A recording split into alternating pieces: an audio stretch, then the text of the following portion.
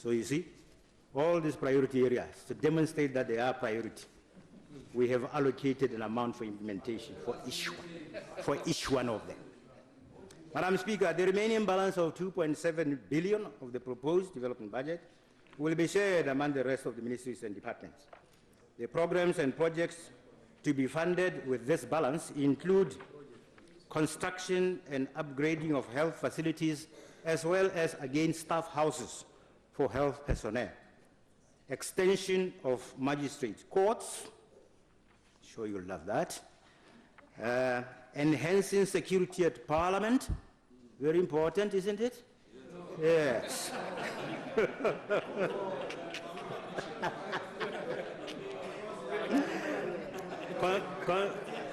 Let me continue. Construction of revenue offices. Construction of revenue offices.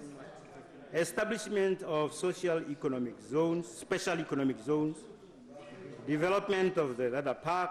Refurbishment of Botswana missions in different countries around the world.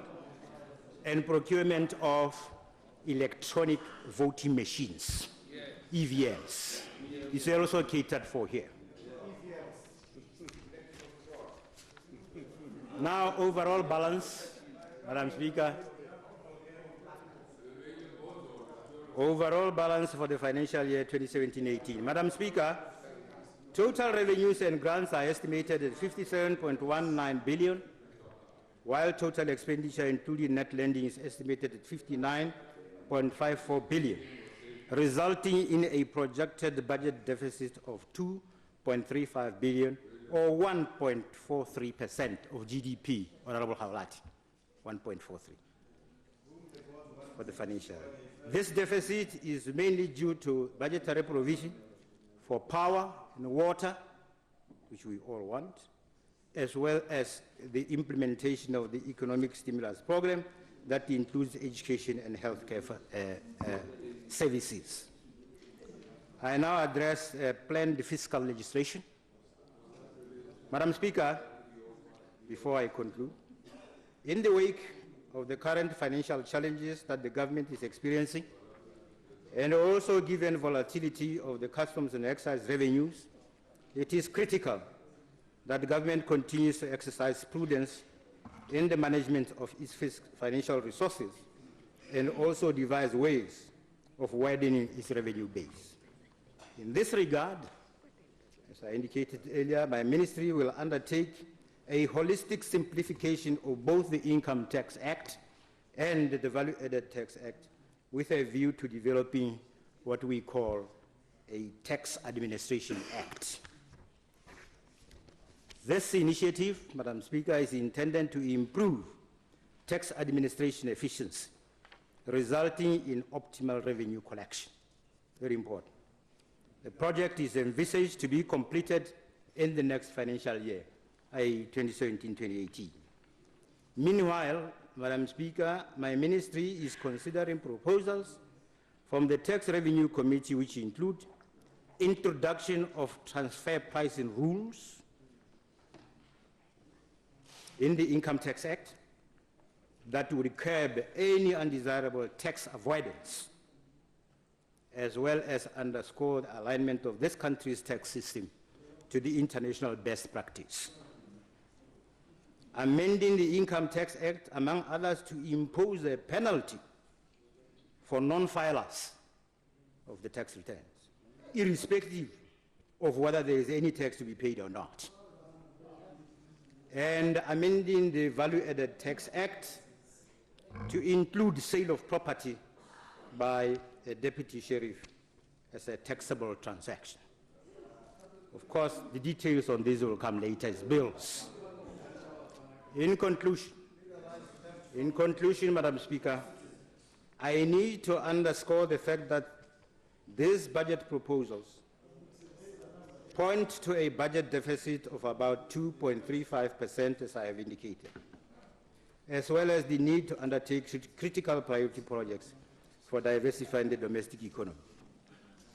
Despite the modest budget deficit that I have indicated, the country remains committed to restoring positive budget balances in the medium to long term as part of its standing principle of maintaining fiscal sustainability. It is our expectation that attaining fiscal sustainability should result in enhanced economic growth, which is necessary to provide for employment opportunities, eradication of abject poverty, and promotion of equitable distribution of the country's wealth. In this regard, it is imperative that the country broadens the domestic revenue base and reduce its reliance on diamond revenues, which are susceptible, as we all know, to global economic shocks.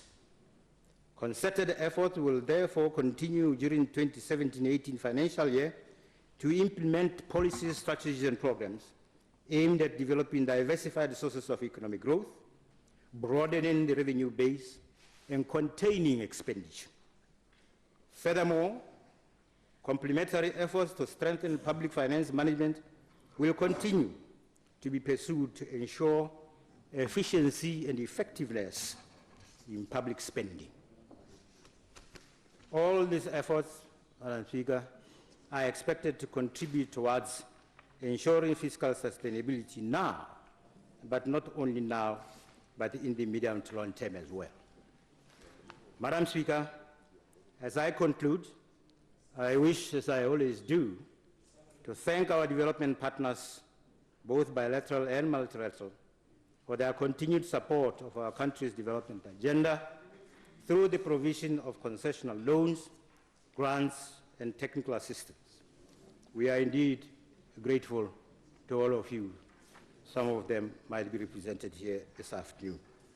Madam Speaker, indeed it is now my pleasure, and I do move, that the Appropriation 2017-18 Bill number 2 of 2017 be read for the second time, and I thank you for your attention.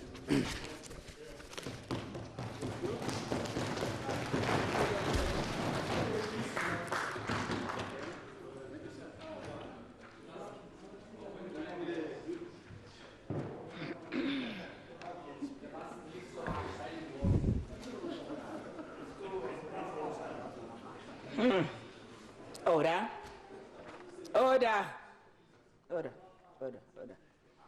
Honourable members, the question is that the Appropriation 2017-2018, Bill 2017, Bill number 2 of 2017, be read a second time.